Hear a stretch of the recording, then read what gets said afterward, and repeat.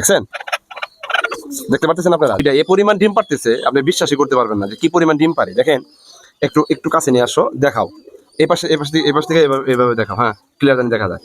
তো এই মুরগিটা আমি কোন প্রসেসে ধরি এবং কিভাবে এই মোরকের মাধ্যমে আমি মিটিংটা করাই নিই, যার কারণে আমি 20 ডিমটা পাই, সেটাই কিন্তু আপনাদেরকে দেখাবো ক্লিয়ারলি, যাতে দেখা যায় একটু স্পষ্ট নিও, আর অডিয়েন্স যারা আছে তারা যাতে স্পষ্ট বুঝতে পারে। হ্যাঁ, তো দেখেন এই যে মোরগটা কিন্তু অলরেডি প্রিপারেশন নিতেছে। এই মোরগটাকে এই মিটিং এর এই প্রসেসে নিয়ে আসতে আমি তাজুলের আনুমানিক প্রায় 1.5 মাসের মতো সময় লাগছে এটাকে প্রসেসিং করতে, কারণ এটা আমি শুরু থেকে এই প্রসেসে অনুসরণ করাই নাই, যার কারণে এই মোরগটাও কিন্তু আমাদের আর বাহিরে ছাড়া ছিল, ছাড়া রাখা অবস্থায় ওখান থেকে কালেক্ট করে কিন্তু এটা সংগ্রহ করে ঘরে নিয়ে আসছে। এই জন্য এটারে আমার এই প্রসেসে অনুসরণ করে নিয়ে আসতে সময় লাগছে আলটিমেটলি প্রায় 1.5 মাসের মতো। যাই হোক, আপনারা দেখেন, দেখলে বুঝতে পারবেন। দেখেন, ওই দেখেন শুরু হয়ে গেছে, এই দেখেন, এই যে আমি হাতের প্রসেসটা দেখেন, দেখছেন, দেখতে পাচ্ছেন আপনারা যে এই দেখেন, এই যে মিটিংটা করে নিল।